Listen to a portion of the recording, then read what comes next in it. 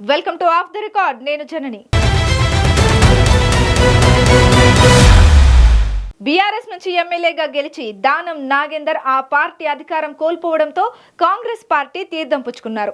Parliament ఎన్నికల్లో Secunderabad Congress MP అభ్యర్థిగా పోటీ చేసి పరాజయం పాలయ్యారు.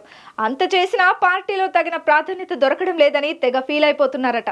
అందుకే ఏఐసిసి పిలుపు ఇచ్చిన కార్యక్రమాలకు రాష్ట్ర వ్యవహారాల ఇన్ఛార్జ్ గాంధీ భవన్ లో నిర్వహిస్తున్న సమీక్షా సమావేశాలకు సైతం దూరంగా ఉంటున్నారట.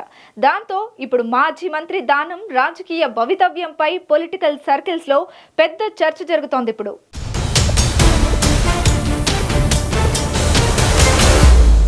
ఫైర్ బ్రాండ్ గా పేరుంది.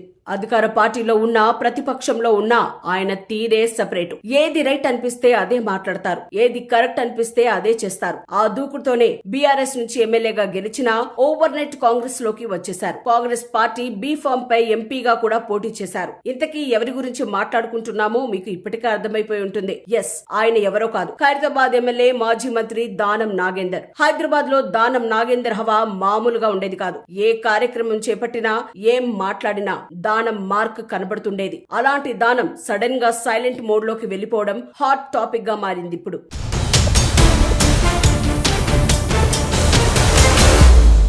గత ఎన్నికల్లో ఖైరతాబాద్ నుంచి బీఆర్ఎస్ ఎమ్మెల్యేగా గెలిచిన దానం నాగేందర్ ఆ పార్టీ అధికారం కోల్పోవడంతో కాంగ్రెస్ లోకి వచ్చేశారు. 2004లో టీడీపీ ఎమ్మెల్యేగా గెలిచి అప్పుడు కాంగ్రెస్ పవర్ లోకి రావడంతో పార్టీ మార్చేసిన చరిత్ర ఆయనది. తర్వాత కాంగ్రెస్ లో ఉంటూ గులాబీ పార్టీ అధికారంలోకి రాగానే పార్టీ మార్చేశారు. అదే సీన్ మళ్లీ రిపీట్ చేసి మళ్లీ కాంగ్రెస్ పంచకు చేరారు. కాంగ్రెస్ బీ ఫామ్ పై ఎంపీగా పోటీ చేస్తే అనర్హత పడుతుందని తెలిసినా సికింద్రాబాద్ ఎంపీగా పోటీ చేసి ఓడిపోయారు.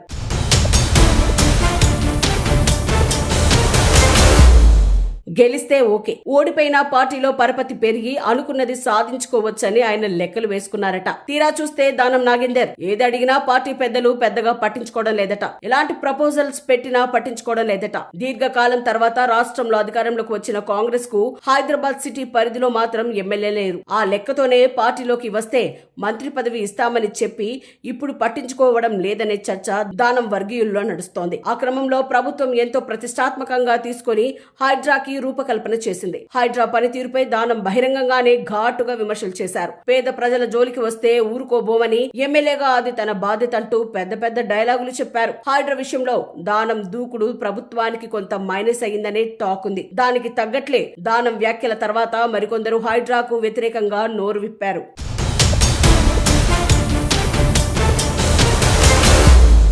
ఆ నోటి దూకుడు వల్లే కాంగ్రెస్ పెద్దలు దానం నాగేందర్ ను పట్టించుకోవడం మానేశారంట. ఒక దశలో దానం తిరిగి బీఆర్ఎస్ గూటికి వెళ్తారనే ప్రచారం కూడా రాజకీయ వర్గాల్లో వినిపించింది. అదలా ఉంటే సిటీలో వీఐపీల కార్యక్రమం ఏది జరిగినా దానం నాగేందర్ నేనున్నానంటూ ముందుకొచ్చేస్తారు. హోర్డింగ్లు, ఫ్లెక్సీలతో తెగ హడావిడి చేస్తారు. పార్టీ పెద్దలను ప్రసన్నం చేసుకోవడానికి నానా పాట్లు పడతారు. దివంగత వైఎస్ హయాంలో మంత్రిగా పనిచేసినప్పటి నుంచి ఆయన హడావిడి అలాగే ఉండేది. అయితే తాజాగా ఏఐసిసి పిలుపు ఇచ్చిన కార్యక్రమానికి దానం నాగేందర్ దూరంగా ఉన్నారు. నేషనల్ హెరాల్డ్ పత్రిక వివాదం కేసులో సోనియా, రాహుల్ గాంధీ పేర్లను ఈడీ ఛార్జ్ షీట్ లో చేర్చింది. దానికి వ్యతిరేకంగా ఏఐసిసి దేశ వ్యాప్తంగా ధర్నా, నిరసన కార్యక్రమాలకు పిలుపిచ్చింది. అందులో భాగంగా హైదరాబాద్ లో ఈడీ కార్యాలయం ముందు తెలంగాణ కాంగ్రెస్ నేతలు పెద్ద ఎత్తున నిరసన చేశారు. ఆ కార్యక్రమంలో PCC chief Mahesh Kumar Goud, deputy CM Mallu Bhatti Vikramarka, రాష్ట్ర కాంగ్రెస్ వ్యవహారాల ఇన్ఛార్జ్ మీనాక్షి నటరాజన్ సహా మంత్రులు, ఎమ్మెల్యేలు పాల్గొన్నారు. కానీ దానం మాత్రం ఆ కార్యక్రమానికి డుమ్మా కొట్టారు.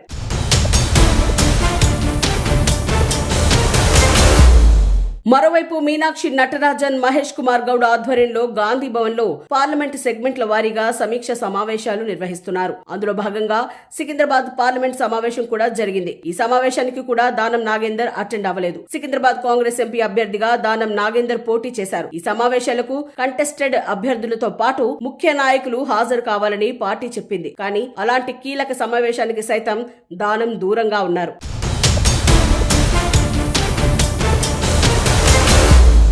దాంతో దానం నాగేందర్ వైఖరి కాంగ్రెస్ లో హాట్ టాపిక్ గా మారింది. దానం కిదరహే అన్న చర్చ నడుస్తోంది. ఏది ఏమైనా దానం నాగేందర్ పార్టీపై అసంతృప్తితో ఉన్నారన్న ప్రచారానికి మరింత బలం చేకూర్చినట్లయింది. మరి చివరకు దానం దారెటు పార్టీలో కొనసాగుతారా, లేక మరోసారి ఏదైనా సంచలన నిర్ణయం తీసుకుంటారా అన్న ఆసక్తి పొలిటికల్ సర్కిల్స్ లో నెలకొంది.